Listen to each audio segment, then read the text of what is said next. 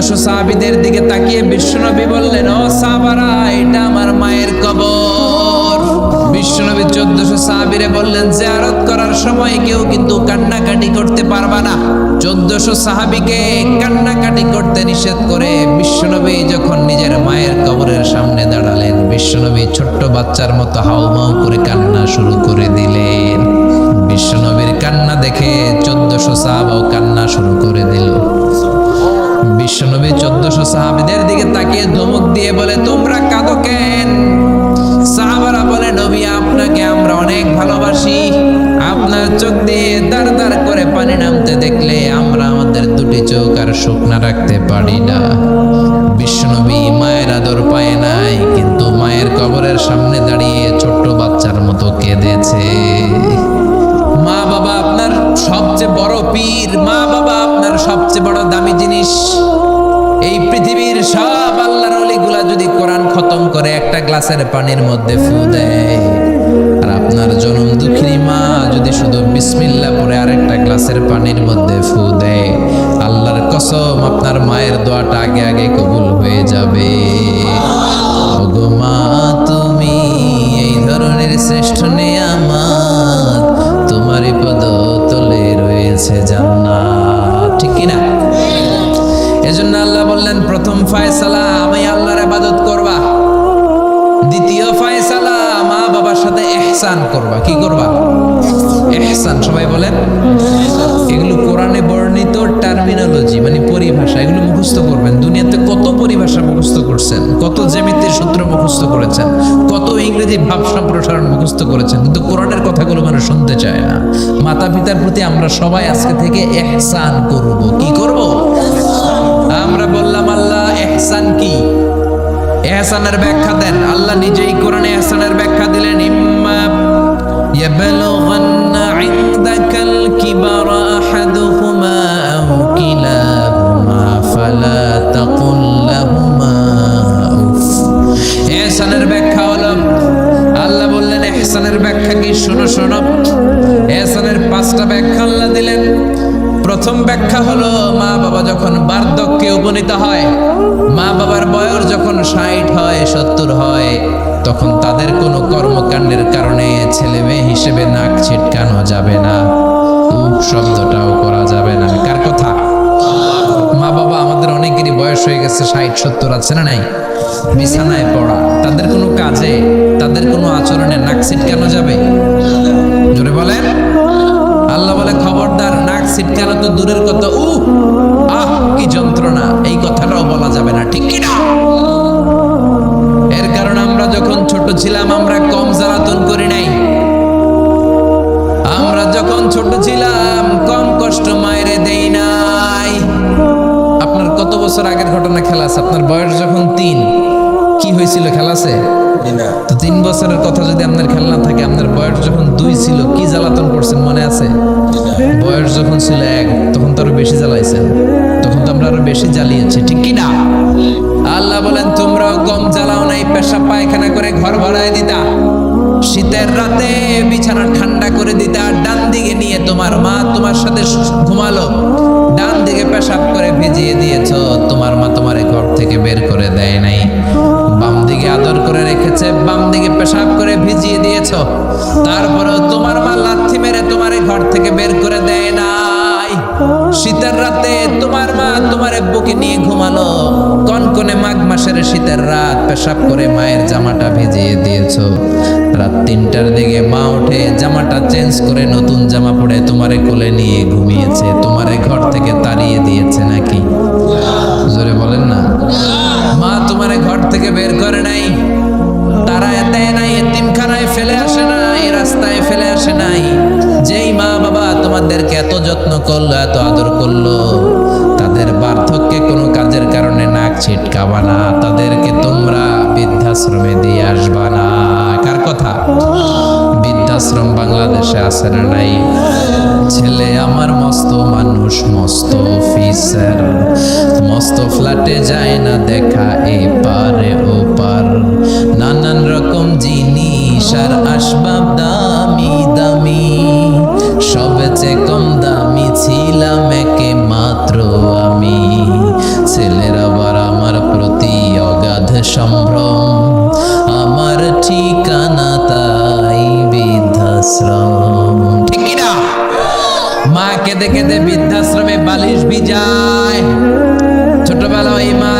যন্ত্রণা দিলা, কষ্ট দিলা, আজকে মনে নাই?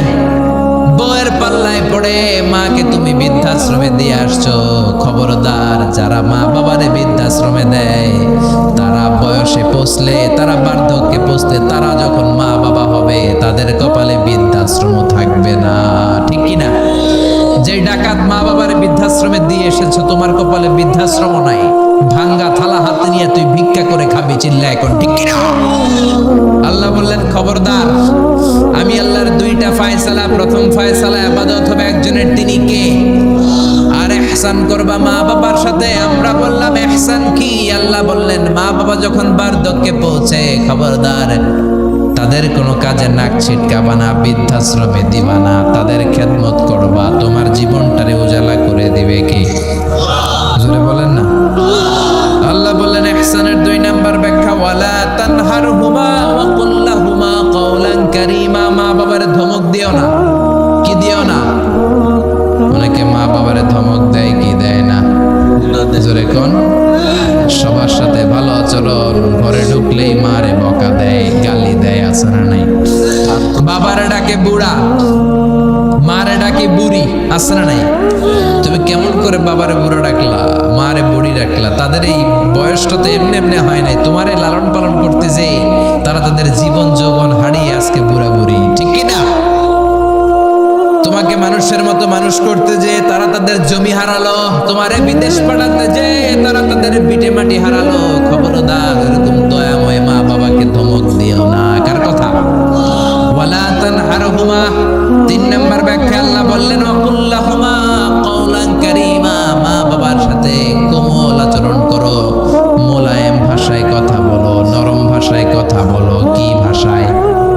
নরম ভাষায়। অনেকে আছে দেখবেন সবার সাথে খুব মিষ্টি আলাপ, বন্ধু বান্ধবের সাথে ভালো আচরণ, বাজারে গেলে ভালো আচরণ, স্কুলে ভালো আচরণ, ঘরে ঢুকলেই মায়ের গালি দেয়, আছে না নাই?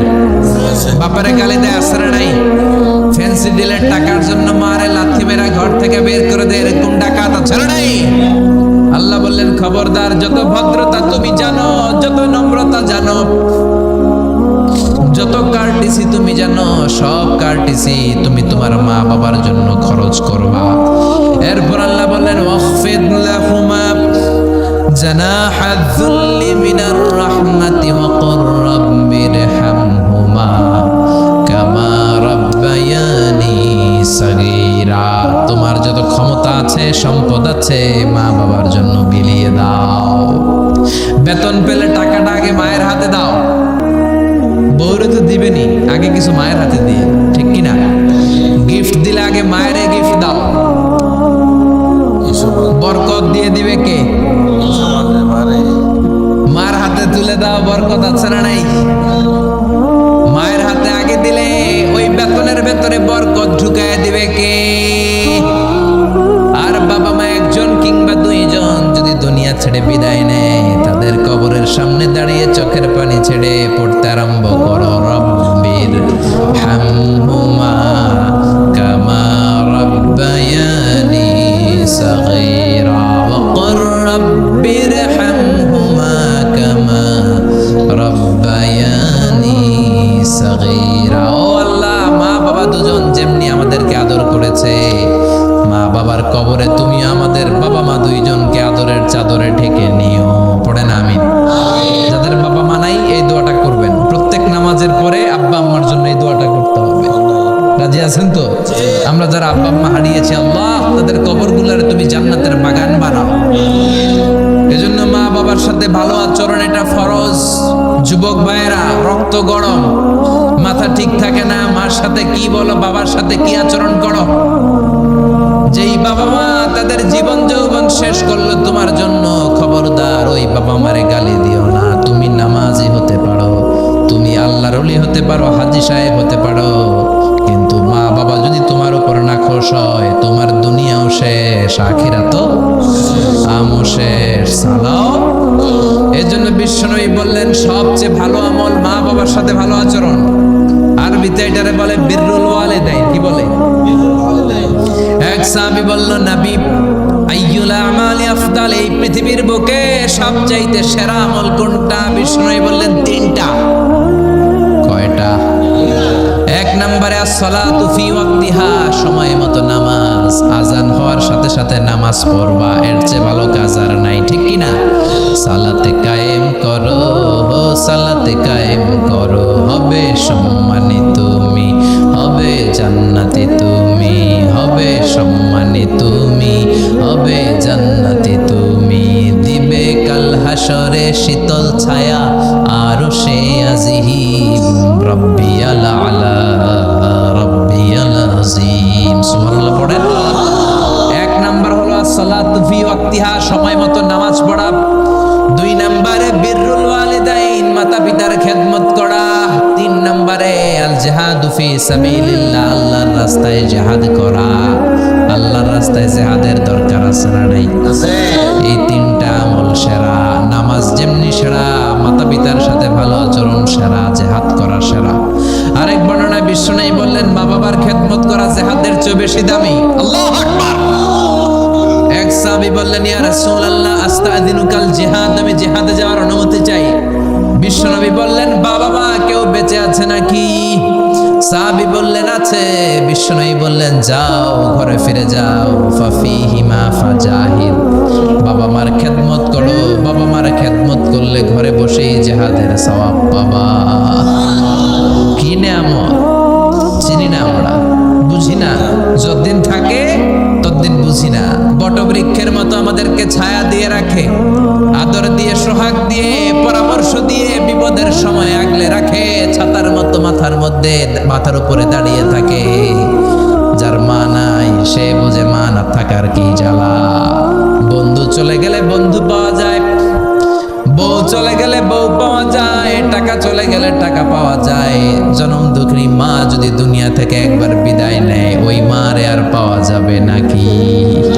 জোরে বলেন। এজন্য বিশ্বনবী বললেন রিদার রাব্বি ফি রিদাল ওয়ালিদ ওয়া সাখাতুর রাব্বি ফি সাখাতিল ওয়ালিদ। বাবা মা খুশি তো আরশের মালিক খুশি, বাবা মা বেজার তো আরশের মালিক বেজার।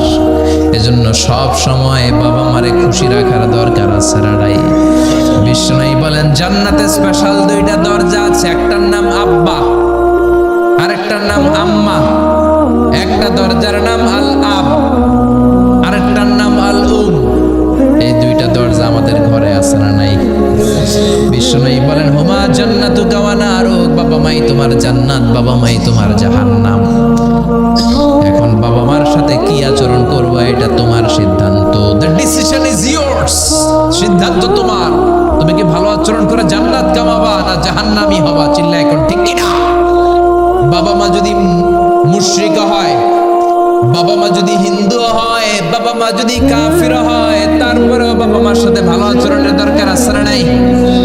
এই বাংলার জমিনে অনেক হিন্দু ফ্যামিলি থেকে হিন্দুর ছেলে মুফাসসিরে কোরআনের তাফসীর শুনে, মুফাসসিরের হাতে হাত রেখে কালিমা পড়ে মুসলমান হয়েছে, আছে না নাই? কিন্তু বাবা মা মুসলমান হয় নাই, আছে না নাই? তো এই বাবা মার সাথে কি খারাপ আচরণ করা যাবে? হিন্দু হোক, ওইটা বাবা মা, ওই বাবা মার দোয়া লাগবে, আশীর্বাদ দিতে হবে। ওই বাবা মার দোয়া ছাড়া তুমি জীবনে কিচ্ছু করতে পারবা না, ঠিক কি না? বিশ্বনবীর শালীর নাম আসমা বিনতে আবি বকর। বুখারীর বর্ণনা, বিশ্বনবীর কাছে এসে বললেন নবী গো ইন্নী মুসলিমা, আমি মুসলমান, ওয়া উম্মি মুশরিকা, আমার মা হলো মুশরিকা, আফা আসলুহা, এখন আমি আমার মুশরিক মায়ের সাথে কি ভালো আচরণ করব নাকি? বিশ্বনবী বললেন ও আসমা খবরদার, তোমার মা মুশরিক হোক কাফের হোক সে তোমার মা, ঠিক কি না? সিলিহা, মা বাবার সাথে ভালো আচরণ করো। সাইয়েদনা ইব্রাহিম মুসলিম বিশ্বের জাতির পিতা, উলুল আজমি মিনার রসুল, উনি গোটা বিশ্বের মুসলমানদের পিতা, কিন্তু ওনার বাপ হচ্ছে কাফের মুশরিক। নাম কি? আজার। আজার ঈমান আনে নাই, কালেমার দাওয়াত গ্রহণ করে নাই, তাই বলে সাইয়েদনা ইব্রাহিম বাবারে গালি দিছে নাকি? মন্দ কথা বলছে? ইয়া আবাতি লিমা তা'বুদু মা লা ইয়াসমা'ু ওয়া লা ইউবসিরু ওয়া লা ইউগনি আনকা শাইআ। বাবারে আদর দিয়ে, সোহাগ দিয়ে, সম্মান দিয়ে বলে বাবা কেন এই মূর্তির পূজা করো? 10টা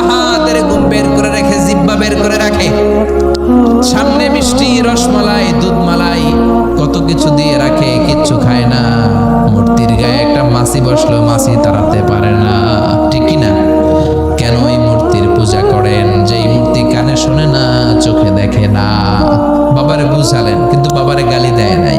তার মানে বাবা যদি মুশরিক হয়, বাবা যদি কাফির হয়, বাবা যদি হিন্দু হয়, তারপরও বাবার দোয়া নিতে হবে, ঠিক কিনা? বাবা মা দোয়া করলেও কবুল, বদদোয়া করলেও, শুধু দোয়া করলে যদি কবুল হইতো তাইলে তেমন ঝামেলা ছিল না, দোয়া করে না তো কি হয়েছে, কিন্তু বদদোয়া করলেও তো কবুল।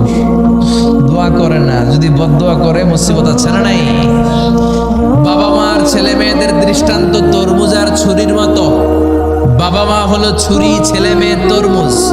তরমুজ নিচে রেখে উপর থেকে ছুরি মারলে তরমুজ কেটে যায়, আবার ছুরি নিচে ধরে রেখে উপর থেকে তরমুজ ফেললেও তরমুজ কেটে যায়। উভয় অবস্থায় তরমুজের ক্ষতি হয়, ছুরির কিছু হয় নাকি? কথা বুঝতে পেরেছেন? এজন্য বাবা মা অনেক বড় নেয়ামত। বিশ্বনবী বললেন, 3 জিনিসের দিকে নজর করা মাত্রই সওয়াব দেয় কে?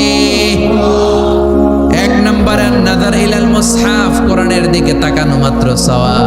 2 নম্বরে নাযার ইলাল কাবা, কাবার দিকে তাকানো মাত্রই সওয়াব। 3 নম্বরে নাযার ইলা ওয়াজহিল ওয়ালিদাইন, মাতা পিতার চেহারার দিকে রহমতের নজরে তাকালে কবুল হজের সওয়াব দিবে কে? এখানে হাজী সাহেব আছেন না? অনেক আছে, 3 লাখ 4 লাখ 5 লাখ দিয়ে হজ করে আসছেন। তো বুকে হাত দিয়ে কেউ বলতে পারবেন, হুজুর আমি 100% আমার হজটা কবুল হয়েছে? কেউ গ্যারান্টি দিতে পারবেন? গ্যারান্টি নাই। কিন্তু মায়ের চেহারার দিকে রহমতের নজর নিয়ে তাকালে, ছোটবেলা আমার মারে আমি কত কষ্ট দিলাম, কত কষ্ট করে ফ্যামিলিটা সামলাতে, যে আমার জনম দুঃখিনী মা, কথাগুলো ভেবে মায়ের চেহারার দিকে একটা নজর দেন, কবুল হজের সওয়াব আপনার আমলনামায় দিয়ে দিবে কে? এক সাহাবী বললেন, নবী ওয়ালাউ মি আমাররা, যদি আমি দিনে 100 বার তাকাই তাহলে কি 100টা কবুল হজের সওয়াব হবে নাকি? বিশ্বনবী বললেন, না, ওয়ালাউ মি আমাররা, 100 বার যদি রহমতের নজরে তাকাও 100টা কবুল হজের সওয়াব হয়ে যাবে। চিল্লায় পড়েন আল্লাহু আকবার। আবার বিশ্বনবী বলতেন, 3 ব্যক্তির দোয়া আল্লাহ ফেরায় না। সালাসু দাওয়াতিন মুস্তাজাবা লা শাক্কা ফিহিন্না, 3টা দোয়া করলেই কবুল। 1 নম্বরে দাওয়াতুস সাইম, রোজাদার ব্যক্তি দোয়া করলে কবুল করে কে? 2 নম্বর দাওয়াতুল মুসাফির, মুসাফির দোয়া করলে কবুল করে কে? 3 নম্বর দাওয়াতুল ওয়ালিদাইনি লিওয়ালাদিহি, মাতা পিতার দোয়া ছেলে মেয়েদের জন্য কবুল করে কে? মাতা পিতার দোয়াও কবুল, বদদোয়াও, যুবক ভাইরা সাবধান, বদদোয়াও কবুল। বুখারীর বর্ণনা, বনি ইসরাইলের একজন বড় আবিদ ছিল, নাম জুরাইজ। কি নাম? সবাই বলেন, আরো জোরে বলেন, কি নাম? জুরাইজ অনেক বড় আল্লাহর ওলি, পাহাড়ের উপরে তার বাড়ি। সারা রাত তাহাজ্জুদ গুজার হয়। তার গির্জার পাশে তার মায়ের ঘর। তাহাজ্জুদ গুজার হতে হতে বড় আল্লাহর ওলি হয়েছে। তাহাজ্জুদ পড়া ছাড়া ওলি হওয়া যায় নাকি? জোরে বলেন। ওমিনাল লাইলি ফাতাহাজ্জাদ বিহি নাফিলাতাল লাকা আসা আন ইয়াবআসাকা রাব্বুকা মাকামান মাহমুদা। তাহাজ্জুদের নামাজ পড়লে আপনার মর্যাদা বাড়িয়ে দিবে কে? আল্লাহ। উনি প্রতি রাতে তাহাজ্জুদ করতেন। শুনতেছেন? জিমানি আসছে আপনাদের? প্রতি রাতে তাহাজ্জুদ করতেন। একদিন তাহাজ্জুদের নামাজে দাঁড়ালেন, আল্লাহু আকবার। ইন দ্য মিন টাইম ওনার মা পাশের ঘর থেকে ডাক দিয়েছে, বাবা জুরাইজ, ইয়া জুরাইজ আশরিবনি মোয়া, আমার একটু পানি খাওয়া। কি খাওয়া?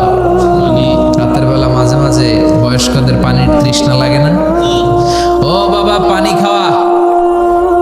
জুরাইজ মনে মনে ভাবে, হায় হায়, আমি তো নামাজে দাঁড়ানো, নামাজ পড়বো নাকি, মারে পানি খাওয়াবো। মনে মনে ভাবলো নামাজটা শেষ করে নেই, তারপরে মায়ের কাছে যাই। কিছুক্ষণ পরে আবার তার মা ডাকে, ইয়া জুরাইজ, ও জুরাইজ পানি খাওয়া। আবার জুরাইজ মনে মনে বলে, নামাজের পরে যাব, নামাজটা শেষ করি। কিছুক্ষণ পরে আবার মা ডেকে ওঠে, জুরাইজ। জুরাইজ মনে মনে ভাবে, এই তো নামাজ শেষ, এখনই যাব, এখনই আমার জনম দুঃখিনী মারে পানি খাওয়াবো। কিন্তু মায়ের সহ্য হয় নাই, মায়ের মনে কষ্ট চলে আসছে। মা তার অন্তরে ব্যথা পেয়ে বদদোয়া করে ফেলছে। কবুল করে নিয়েছে কি? আল্লাহ। আপনার আল্লাহর ওলি না মুফাসসিরে কোরআন না হাফেজে কোরআন, ইট ডাজন্ট ম্যাটার। এটা কোনো বড় বিষয় না। মা হাত তুলে কিছু কইলেই গো সুবহানাল্লাহ কইতে পারলেন না? বুলেট মারলে মিস হয়, ড্রোন হামলা করলে মিস হয়, মিসাইল মারলে মিস হয়, আণবিক বোমা মারলে মাঝে মাঝে মিস হয়। মায়ের দোয়া মিস হয় নাকি? জোরে বলেন। দোয়া করা মাত্র দোয়া কিংবা বদদোয়া মুহূর্তেই কবুল করে নেয় কে? মা বদদোয়া করলেন, বুখারীর বর্ণনা, আল্লাহুম্মা লা তুমিতহু ইল্লা আন তুরিয়াহুল মুমিসাত। ও আল্লাহ, বেশ্যা নারীর ফিতনায় না ফেলে জুরাইজকে মেরো না। কবুল করলো কে? 3 দিন পর এক বেশ্যা নারী এসে হাজির, দরজায় নক করতে শুরু করেছে। জুরাইজ দরজা খুলল। খোলার পরে বেশ্যা নারী বলে, দেখো আমি কত সুন্দরী, অনন্যা, সুস্নিগ্ধা, প্রিয়ংবদা, সুহাসিনী, সুকেশিনী, অসূর্যম পশ্যা।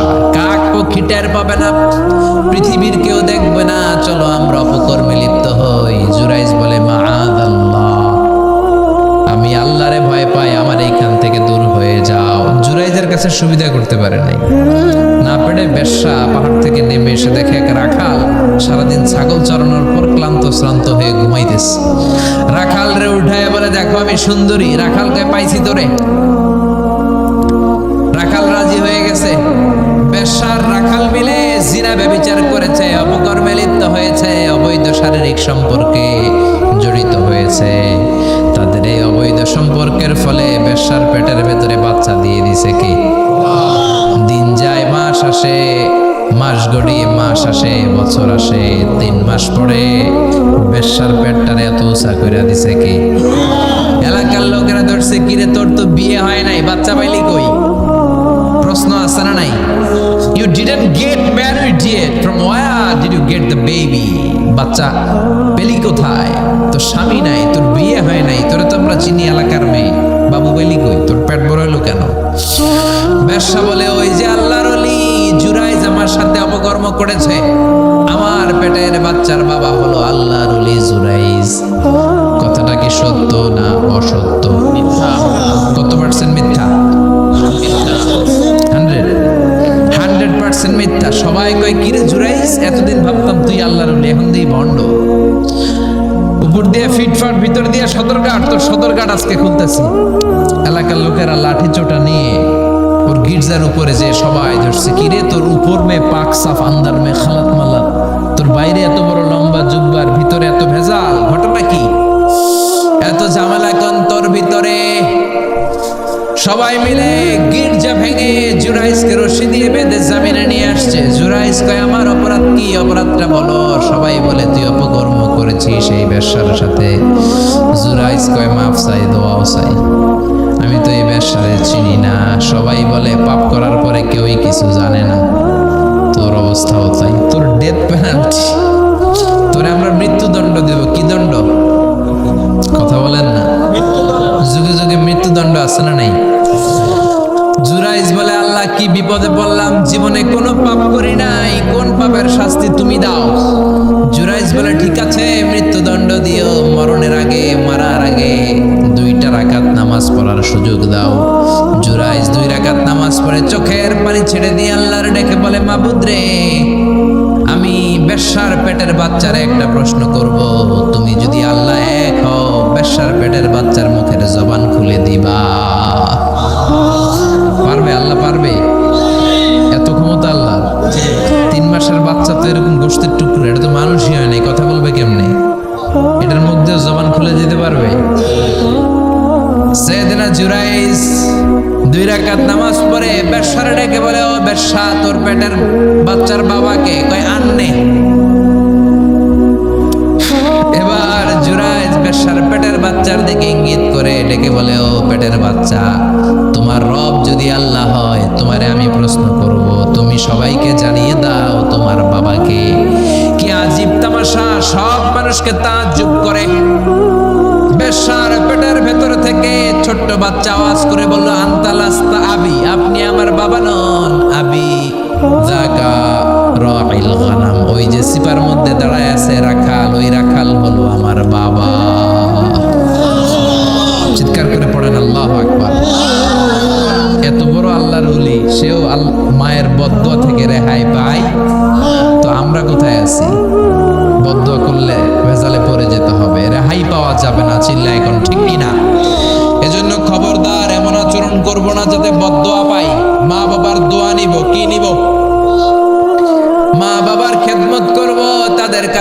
দোয়া নিব, খবরদার মা বাবাকে হাদিয়া দিব। অনেকে মা বাবারে হাদিয়া না দিয়া এদিক সেদিক হাদিয়া দেয়, আছে না নাই? মাজারের উপরে যায় মশারি টাকায়, ওর মায়ের মশাই কামড়ায়, ওর বাপের মশাই কামড়ায়, এরকম ডাকাইত আছে না নাই? এজন্য আল্লাহ বললেন খবরদার বিল ওয়ালিদাইনি ইহসানা, মাতা পিতার খেদমত করবা, মাতা পিতার সাথে ইহসান করবা, তাদের কাছ থেকে দোয়া নিবা। কারণ মা বাবা তোমাদের জন্য যে কষ্ট সহ্য করেছে, সারা জীবন খেদমত করলেও সুদ আদায় হবে। আল্লাহ বললেন খবরদার, 3 কারণে মায়ের মর্যাদা বেশি। আবার বিশ্ব নবীও বললেন বাবার চেয়ে মায়ের মর্যাদা বেশি। এক হাদিসে বললেন 3 গুণ, আর এক হাদিসে বললেন 4 গুণ। সাহাবী বললেন কার সাথে ভালো আচরণ করব?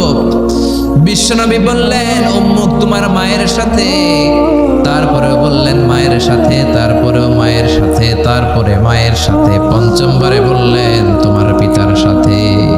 4 বার মায়ের কথা বললেন। কয়বার? আরো জোরে বলেন।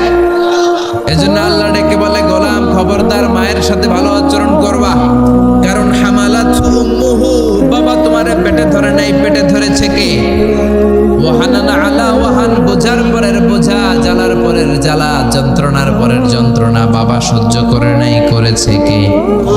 ফাসালহু ফি আমাইন, 2 বছর বাবা দুধ খাওয়ায় নাই, দুধ খাওয়ালো কে? কয় লিটার দুধ আপনি সাবার করছেন মায়ের বুকের কোনো হিসাব আছে? বিষ্ণু বললেন লাউ কাতা'তা জিলদাক, তোমার চামড়াগুলো কেটে কেটে রোদে শুকিয়ে যদি মায়ের 2টা পায়ের জুতা বানায় দাও, 1 ঢোক দুধ যে খেয়েছো সেটার সৌদ আদায় হবে না, ঠিক কি না?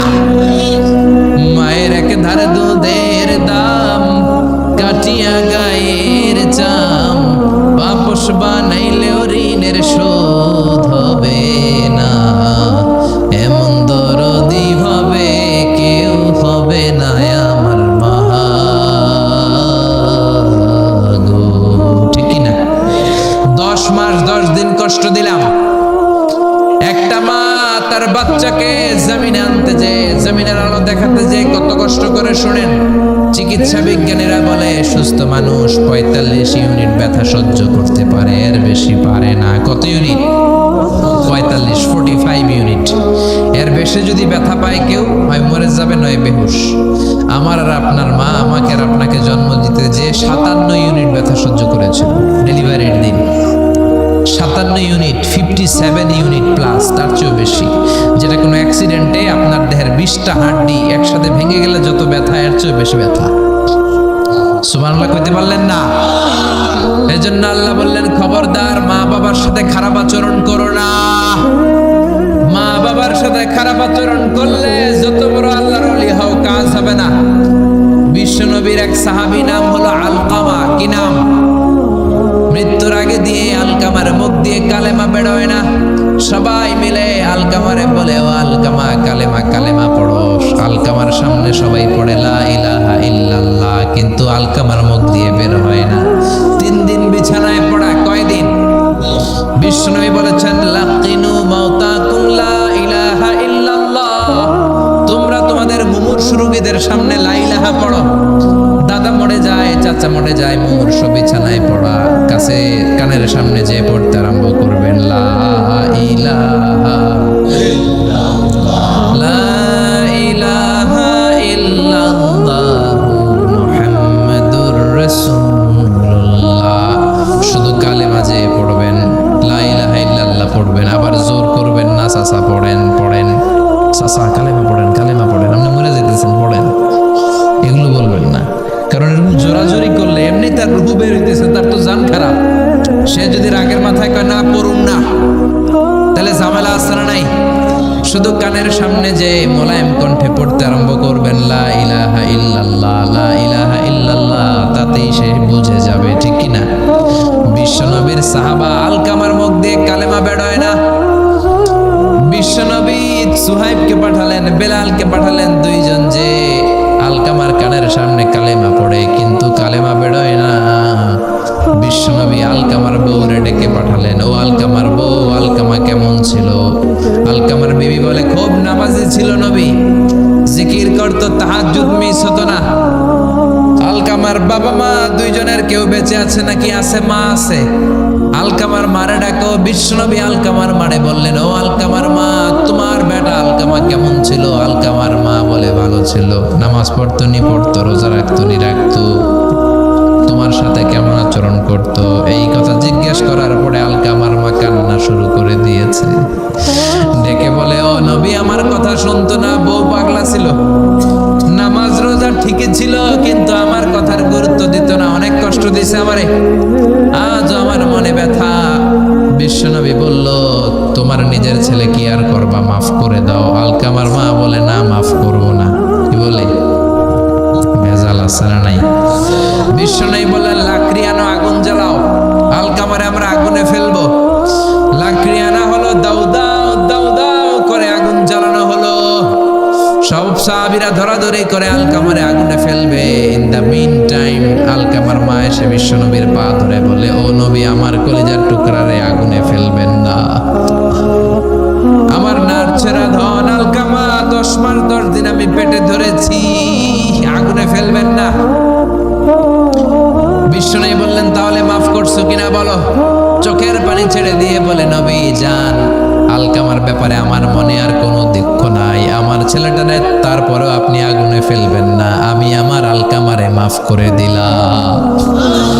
আলকামার মা আলকামার মাফের ঘোষণা যখন দিয়েছে, আলকামা চিৎকার করে পড়তে শুরু করেছে, লা ইলাহা ইল্লাল্লাহু মুহাম্মাদুর রাসূলুল্লাহ সাল্লাল্লাহু আলাইহি ওয়াসাল্লাম। মা বাবার সাথে বেয়াদবি করলে মরার আগে মুখে কালেমা বেরোবে না। চিল্লা এখন ঠিক কি না? এজন্য আপনি যত বড় আল্লাহর ওলি হন, যত বড় মানুষ হন, মা বাবার সাথে খেদমতের দরকার আছে না নাই? সৈয়দনা ইব্রাহিম ওনার ছেলে ইসমাইলের দেখতে গেলেন, অনেক দিন পরে দেখতে গেলেন। ওই দিন বাড়িতে সৈয়দনা ইসমাইল বাড়িতে নাই, বনে গিয়েছে শিকার করার জন্য। বাড়িতে সৈয়দনা ইসমাইলের বিবি সৈয়দনা ইব্রাহিম ঘরের দরজার বাইরে থেকে সালাম দিয়ে বললেন, আসসালামু আলাইকুম। ভেতর থেকে কর্কশ গলায় একটা মেয়ে সালামের উত্তর দিয়ে বলল, ওয়া আলাইকাস সালাম। গলার মধ্যে কোনো মায়া নাই, মহব্বত নাই। জিজ্ঞেস করলো সৈয়দনা ইব্রাহিম, মা কেমন আছো? কাইফা হালুকি ইয়া উম্মি। মেয়েটা কয়, বেশি সুবিধার না, তোমাদের খাওয়া দাওয়া কেমন চলে? ভালো না। তোমার জামাই কই? বনে গেছে। এবার মেয়েটা বলছে, আমনে কেডা? সৈয়দনা ইব্রাহিম বলে, আমি কে চিনবা না?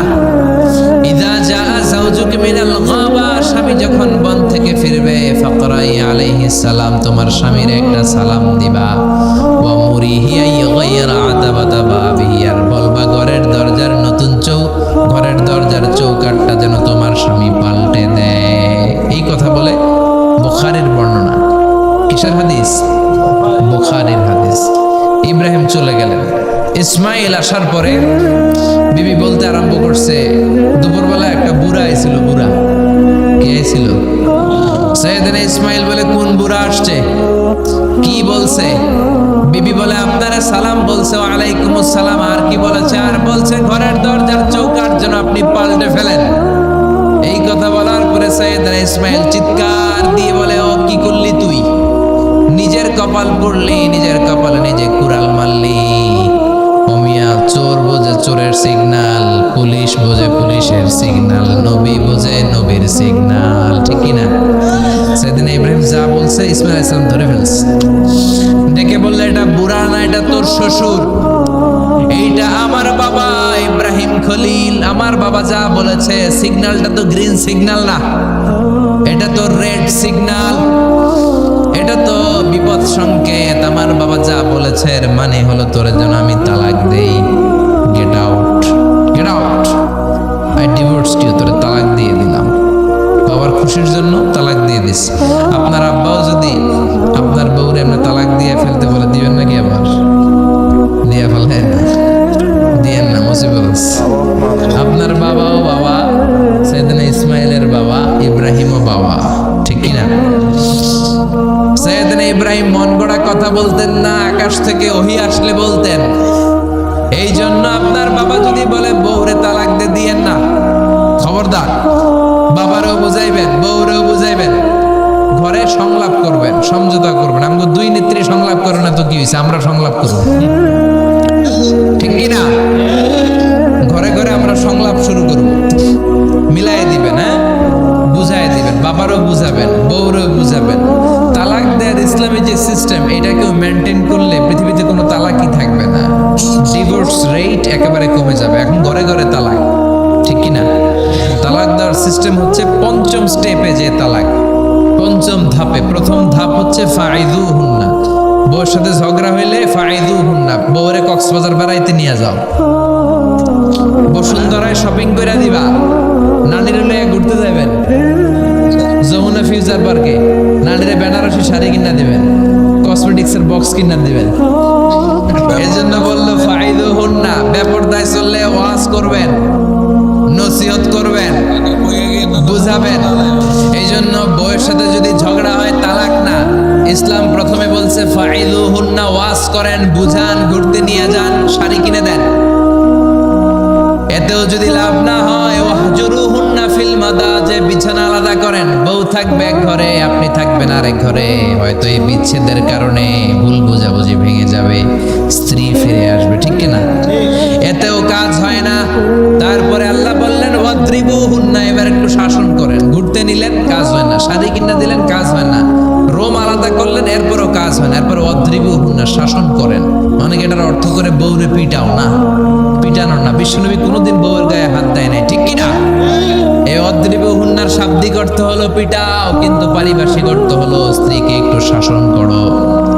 মুফাসসিররা এই আয়াতের তাফসীর করতে যে হয়রান হয়ে গেছে। অনেকে বলছে ছোট কাঠি দিয়ে পিটাও, আর বলে এই কথা শোনো না কেন, দুইটা বাচ্চা হয়ে গেছে, তিনটা সন্তান হয়েছে, এখন সংসার ভাঙতে চাও কেন? অনেক মুফাসসির বলে মেসওয়াক দিয়ে বাড়ি মারো আস্তে আস্তে। অনেক মুফাসসির কয় কোল বালিশ দিয়ে পিটাও, যাতে হাত পা না ভাঙে, ঠিক কি না? ওয়াদ্রিবুহুন্না, শাসন করো। শাসনও যখন কাজ হয় না, তারপরে আল্লাহ বললেন ফাবাআসু হাকামাম মিন আহলিহি হাকামাম মিন আহলিহা, উভয় পক্ষের মুরব্বীরা বসবে, মিলায় দেওয়ার চেষ্টা করবে। এতেও কাজ হয় না, চারটা স্টেপ শেষ, পঞ্চম স্টেপে তালাক। তাও রাগের ছোট যে আমরা বলে দিই 3 তালাক 5 তালাক, এভাবে না। তালাক দুই ধরনের, তালাক সুন্নি, তালাক আল বেদঈ। একটা সুন্নতি তালাক আর একটা বেদাতি তালাক। বেদাতি তালাক দেয়া যাবে না, সুন্নতি তালাক দিবেন। মানে প্রতি মাসে একটা, আপনার বউয়ের যখন মাসিক হয় না, যখন পিরিয়ড হয় না, আপনার বউ যখন সুস্থ আছে, ক্লিন আছে, তখন এক তালাক। 1 মাসের মধ্যে ফিরিয়ে আনার সুযোগ আছে না নাই?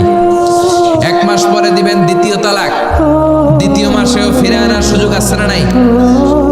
ঘরে রাখবেন, হয়তো বিবিরে দেখে আপনার মনে ভালোবাসা জমবে, বিবির মন নরম হয়ে যাবে, বিবিকে ফিরে আনা যাবে।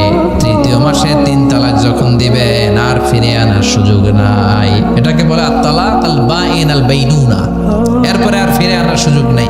এই প্রসিডিউর গুলো যদি মেনটেন করেন, তালাক হবে? তালাক হওয়ার সুযোগ আছে?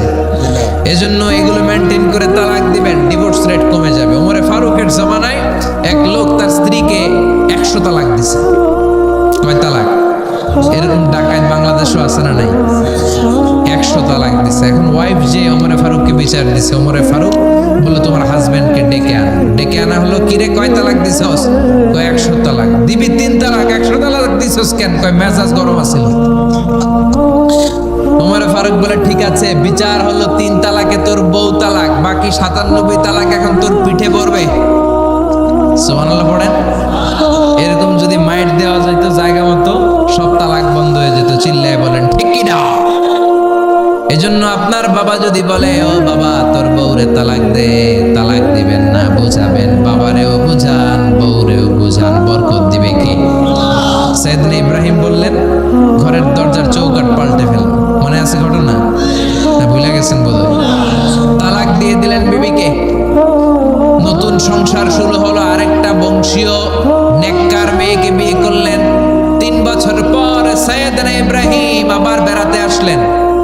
আজকেও সাইয়েদনা ইসমাইল বাসায় নাই। সাইয়েদনা ইব্রাহিম সালাম দিলেন, আসসালামু আলাইকুম।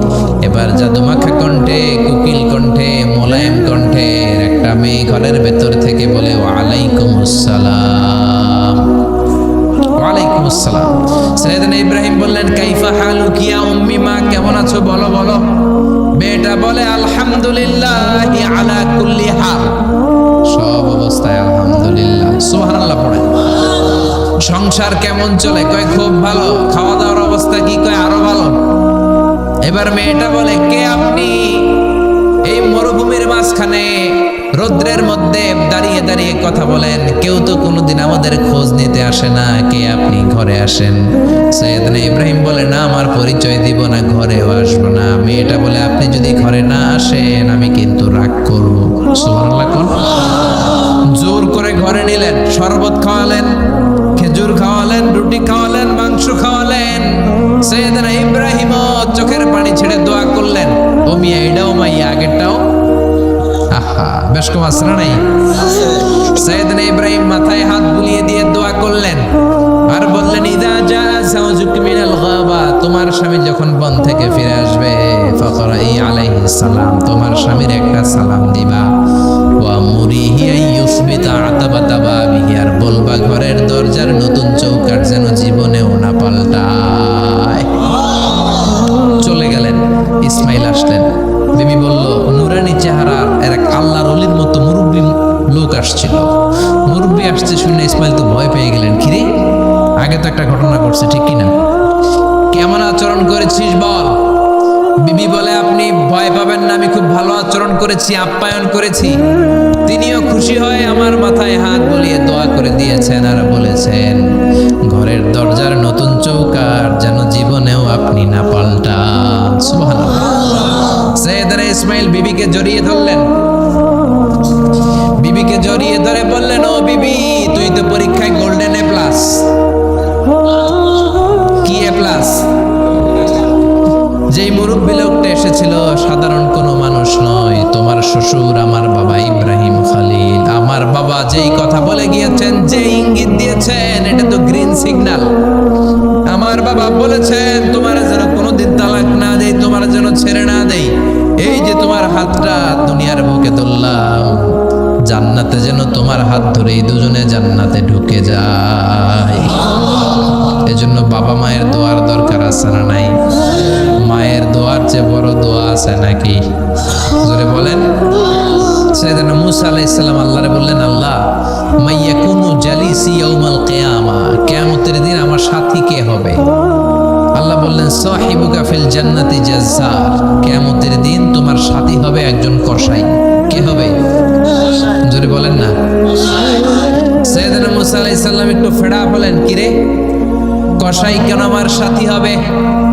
আমি নবী মানুষ, নবী হবে আমার সাথী, আল্লাহর ওলিরা হবে আমার সাথী, কেন কসাই হবে আমার সাথী? রব্বুল আলামিন বললেন, মুসা, যাও নিজেই যে দেখে আসো কেন কসাই হবে তোমার সাথী। সাইয়েদনা মুসা আলাইহিস সালাম কসাইয়ের দোকানে গেলেন। যে দেখে না কসাইয়ের স্পেশাল কোনো আমল নাই, খালি গোশত কাটে। কি কাটে? সারাদিন গোশত কাটার পরে বিকেলবেলা বড় একটা গোশতের টুকরা নিয়ে প্যাকেট করে বাড়ির দিকে রওনা হয়। সাইয়েদনা মুসা আলাইহিস সালাম তিনিও কসাইয়ের পেছনে পেছনে ছদ্মবেশে রওনা হয়ে যায়। কসাই বাড়িতে ঢোকার পরে সাইয়েদনা মুসা আলাইহিস সালাম দরজায় নক করতে লাগলেন।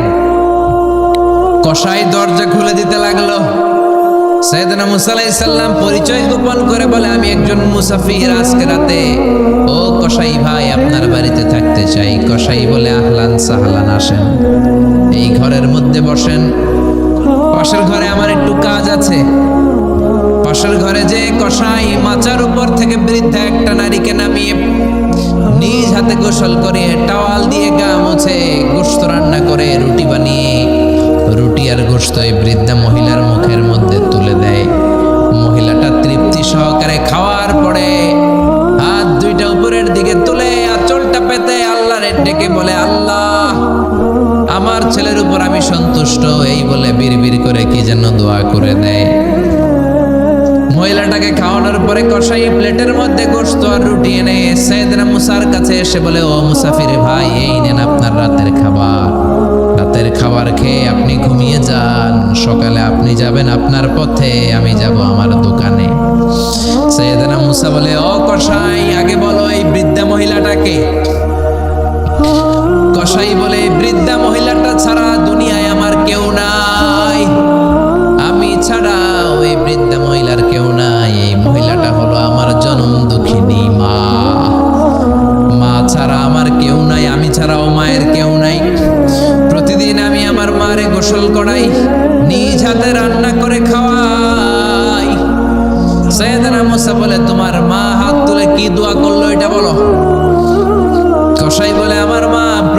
আল্লাহতে খুশি হয়ে একটা পাগলা দোয়া করে, গত কয়েক বছর ধরে এই দোয়াটা করছে, অনেক বছরের দোয়া। আমি জানি কোনোদিন এই দোয়াটা কবুল হবে না। সাইয়েদনা মুসা বললেন, কি দোয়া? কসাই বলে, আমার মা খুশি হওয়ার পরে চোখের পানি ছেড়ে দিয়ে হাত তুলে বলে, আল্লাহ আমি আমার ছেলের উপর অনেক সন্তুষ্ট।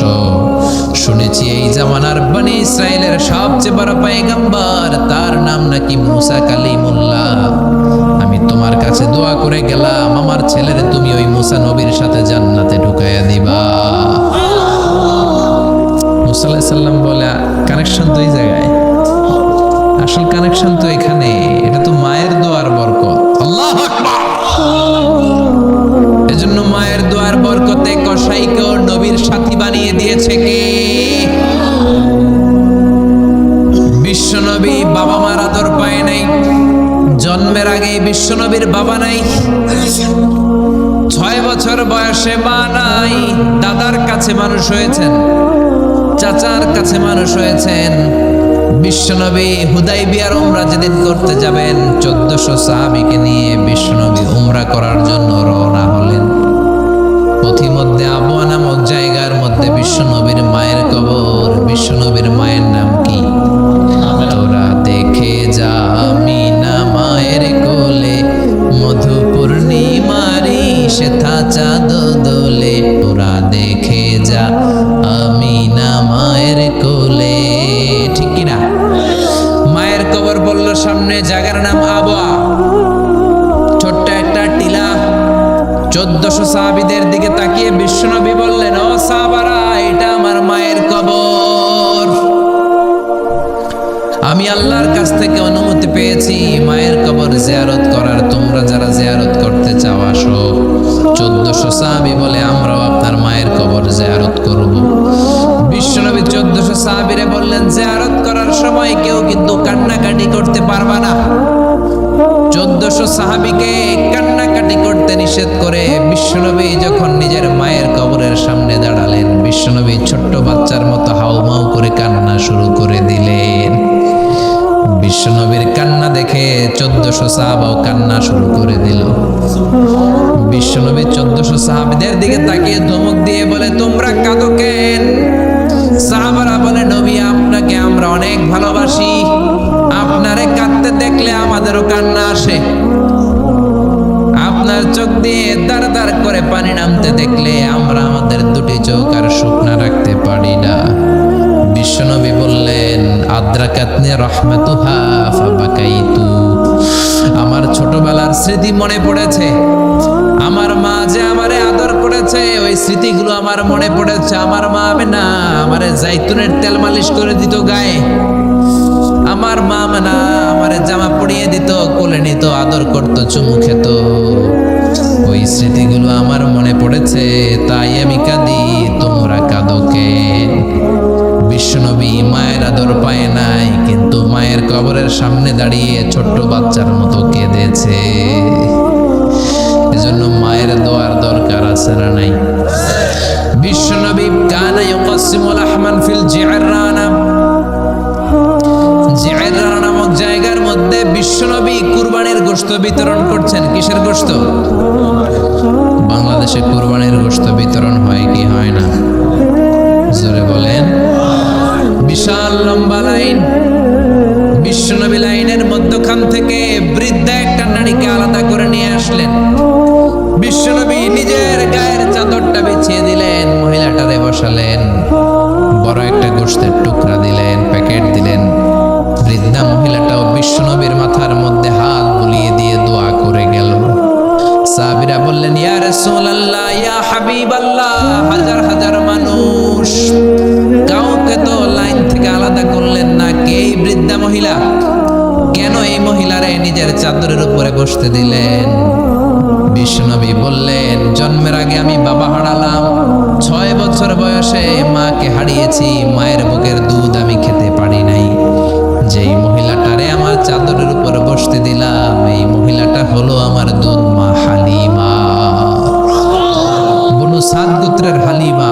এই হালিমার বুকের দুধ খেয়ে আজকে আমি তরতাজা নবী মুহাম্মদ। চিল্লায় কোন আল্লাহু আকবার। এজন্য মা বাবার দোয়ার দরকার আছে না নাই? কখনো বেয়াদবি করা যাবে না, গরম আওয়াজে কথা বলা যাবে না, উচ্চবাচ্য করা যাবে না, কোমল আচরণ করতে হবে, মা বাবার দোয়া নিতে হবে। কোনো কারণে মা বাবার সাথে যদি ঝগড়া হয়, বাকবিতণ্ডা হয়, আজকের মাহফিলের পরে মা বাবার পা ধরে আমরা ক্ষমা চাবো। রাজি আছেন?